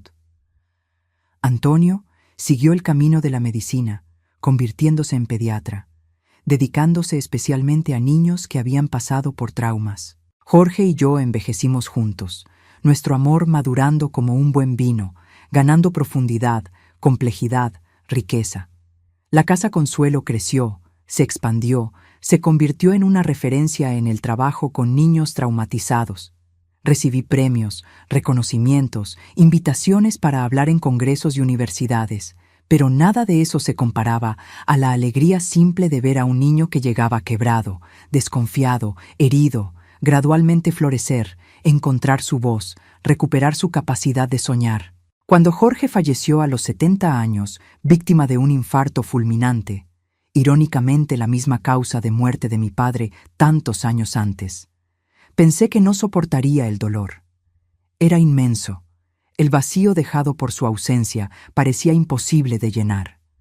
Pero había aprendido a lo largo de una vida no siempre fácil, pero inmensamente rica, que somos más fuertes de lo que imaginamos, que el dolor, por más intenso que sea, no nos destruye completamente si no lo permitimos. Continué mi trabajo en la Casa Consuelo, ahora con la ayuda de mis hijos y nietos. Continué compartiendo mi historia, porque me di cuenta de que al hacerlo, daba permiso a otras personas para compartir sus propias historias de dolor y superación. Y ahora, a los 87 años, miro hacia atrás y veo no solo el dolor, el sufrimiento, las pérdidas, sino también la resiliencia, el amor, las victorias. Veo una vida que, a pesar de haber comenzado en las sombras más oscuras, encontró su camino hacia la luz. Ya no cargo vergüenza, ya no cargo culpa. Cargo cicatrices, sí. Son parte de quién soy, testigos de lo que sobreviví. Medallas de una guerra que casi me destruye, pero no lo consiguió. Podría haberme vuelto amarga, resentida, cerrada al mundo. Podría haber permitido que el mal que me hicieron definiera quién era, quién sería. Pero elegí otro camino. Elegí transformar el dolor en propósito. Elegí ser para otros lo que Doña Consuelo fue para mí. Una luz al final del túnel, una mano extendida, una oportunidad de recomenzar. Hoy, cuando miro a los ojos de mis nietos, cuando veo a mis bisnietos corriendo por el jardín de la casa que Jorge y yo construimos con tanto amor, siento una gratitud tan profunda que apenas puedo expresarla en palabras. Gratitud por haber sobrevivido. Gratitud por haber encontrado personas que me ayudaron a reconstruir no solo mi vida, sino mi capacidad de confiar, de amar, de soñar. Todavía sueño con mi madre a veces. No con la mujer destruida por la enfermedad mental y el odio que me persiguió en aquellos últimos meses, sino con la mujer que podría haber sido si hubiera recibido ayuda a tiempo, si hubiera conseguido vencer sus propios demonios. Despierto de esos sueños no con miedo o rabia, sino con una tristeza tranquila por lo que podría haber sido y no fue. Supe muchos años después que murió en aquel mismo hospital psiquiátrico donde fue internada, sin nunca haber recibido el alta. No fui al entierro, no por rencor, sino porque a esas alturas ya era más una extraña para mí que la mujer que me dio a luz. Pero encendí una vela por ella, recé para que hubiera encontrado la paz que nunca conoció en vida. En cuanto a don Walter, cumplió apenas 7 de los 15 años de su sentencia, siendo liberado por buena conducta, algo común en aquella época para ese tipo de crímenes. Desapareció después, se esfumó en el mundo. Por muchos años temí que un día pudiera encontrarme, hacerme daño nuevamente. Pero con el tiempo me di cuenta de que el verdadero poder que tenía sobre mí no estaba en la posibilidad de encontrarme físicamente, sino en el miedo que yo alimentaba. Y cuando dejé ir ese miedo, fue como si él también hubiera desaparecido completamente de mi vida. Es curioso cómo da vueltas la vida, ¿no?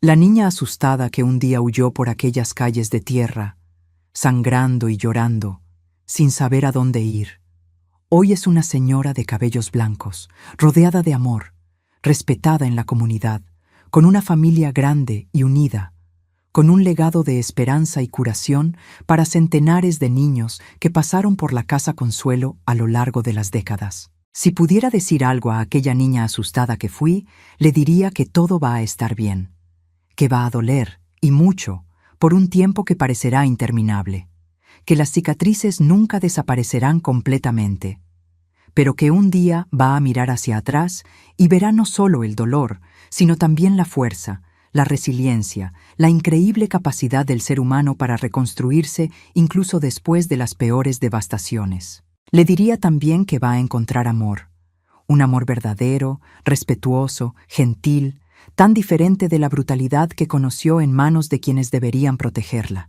que tendrá hijos y a través de ellos la oportunidad de romper el ciclo de abuso, de crear una nueva historia para su familia, que cada vez que abrace a sus hijos, cada vez que los proteja, cada vez que les muestre lo que es el amor verdadero, estará curando no solo el futuro, sino también su propio pasado. Y tal vez lo más importante, le diría que un día va a mirarse al espejo y no verá más a una víctima, a una sobreviviente, sino simplemente a una mujer completa, valiosa, digna de amor y respeto. No a pesar de su historia, sino incluyendo cada capítulo de ella. Cicatrices que se convirtieron en sabiduría. Lo que aprendí después de tantos años cargando esta historia. Si hay una cosa que aprendí en mis 87 años de vida, es que el sufrimiento por sí solo no enseña nada. Es lo que hacemos con él lo que determina si nos destruirá o nos fortalecerá. Es la forma en que lo enfrentamos, cómo lo procesamos, cómo lo transformamos, lo que hace toda la diferencia. Para quien está viendo este video y tal vez esté pasando por su propio valle de sombras, quisiera compartir algunas lecciones que la vida me enseñó. No son grandes revelaciones, no son fórmulas mágicas. Son apenas pequeñas verdades que fui recogiendo a lo largo del camino, como quien recoge flores silvestres al borde del camino. Primera lección. El tiempo no cura todas las heridas, pero nos enseña a vivir con ellas. Hay dolores que nunca desaparecen completamente, traumas que permanecen con nosotros de una forma u otra por el resto de nuestras vidas. Pero con el tiempo aprendemos a cargar esos fardos de manera diferente. Se vuelven más ligeros, menos invasivos, menos definidores de quiénes somos. Segunda lección. Perdonar no significa olvidar o justificar. Durante mucho tiempo pensé que perdonar a mi madre o a don Walter significaría de alguna forma disminuir la gravedad de lo que hicieron, decir que estaba bien cuando claramente no lo estaba. Pero con el tiempo entendí que el perdón no era para ellos, era para mí. Era soltar el peso del odio, de la rabia, del resentimiento que cargaba. No porque lo merecieran, sino porque yo merecía paz. Tercera lección. Somos más fuertes de lo que imaginamos. Cuando miro hacia atrás y veo todo lo que enfrenté, todo lo que sobreviví, a veces apenas puedo creer que aquella niña quebrada y asustada y yo somos la misma persona. Todos tenemos dentro de nosotros una fuerza que solo descubrimos cuando somos empujados más allá de nuestros límites, cuando no tenemos otra opción que seguir adelante o desistir completamente. Cuarta lección. Nunca subestimes el impacto de un acto de bondad. Doña Consuelo no tenía ninguna obligación de acogerme, de luchar por mí, de darme un hogar y una oportunidad de recomenzar.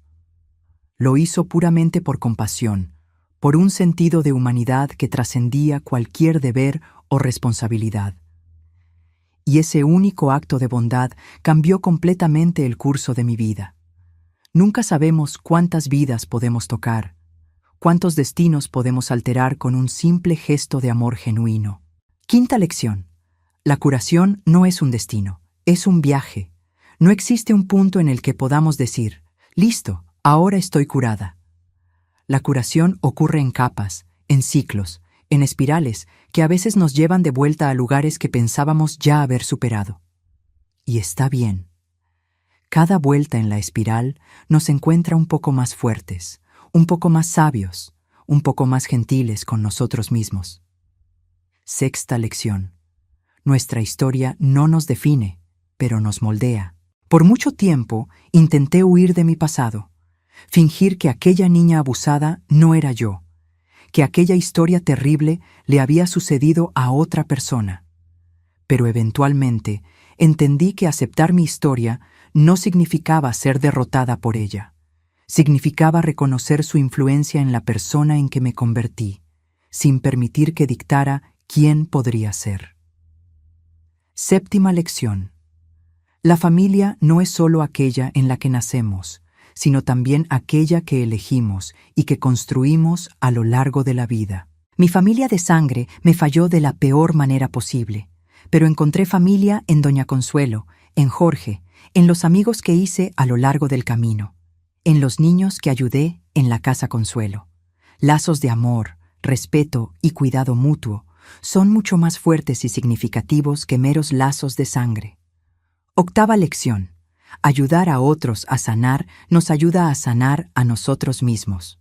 Cada vez que extendía la mano a un niño que había pasado por experiencias similares a las mías, cada vez que veía el miedo en sus ojos ser gradualmente sustituido por confianza y esperanza, una pequeña parte de mí también se curaba. Hay una magia poderosa en transformar nuestro propio dolor en algo que alivia el dolor de los demás. Novena lección. Es posible amar profundamente incluso después de haber sido profundamente herido. Por mucho tiempo pensé que nunca sería capaz de amar o ser amada de verdad, que estaba demasiado quebrada, demasiado dañada. Pero el amor encuentra un camino. Se infiltra por las grietas, llena los espacios vacíos, ilumina los rincones oscuros, y cuando finalmente nos permitimos recibirlo, descubrimos que nuestras cicatrices no nos hacen menos dignos de amor. Al contrario, son parte del mapa que nos trajo hasta aquí. Décima y última lección. Nunca es demasiado tarde para recomenzar. Cada mañana es una nueva oportunidad, cada respiro una nueva posibilidad. Mientras haya vida, hay posibilidad de cambio, de crecimiento, de transformación. A los 10 años pensé que mi vida había terminado cuando mi padre murió. A los 20, cuando comencé a trabajar en la cafetería, pensé que finalmente había encontrado mi camino. A los 30, cuando fundé la Casa Consuelo, sentí que estaba cumpliendo mi propósito. A los 60, cuando perdí a Jorge, pensé que nunca más encontraría alegría. Y aquí estoy, a los 87, todavía aprendiendo, todavía creciendo, todavía descubriendo nuevas facetas de mí misma y del mundo. Si esta historia tocó tu corazón, por favor, deja tu like y suscríbete al canal. Es muy importante para mí saber que mis palabras están llegando a personas, que mi experiencia puede de alguna forma iluminar el camino de alguien que está ahora donde yo ya estuve, porque al final de cuentas, es eso lo que nos salva, saber que no estamos solos en nuestras luchas, que otros caminaron por valles semejantes y encontraron su camino de vuelta a la luz, que nuestras historias, por más dolorosas que sean, pueden servir de faro para alguien perdido en la oscuridad. Mi nombre es María de los Dolores Gutiérrez, pero todos me conocen como Doña Lolita. Tengo 87 años y esta es mi historia. No de victimización, sino de victoria. No de destrucción, sino de reconstrucción. No de desesperanza, sino de esperanza. Y si hay algo que deseo dejar como legado, es la certeza de que no importa cuán oscura sea la noche, el amanecer siempre llega, siempre.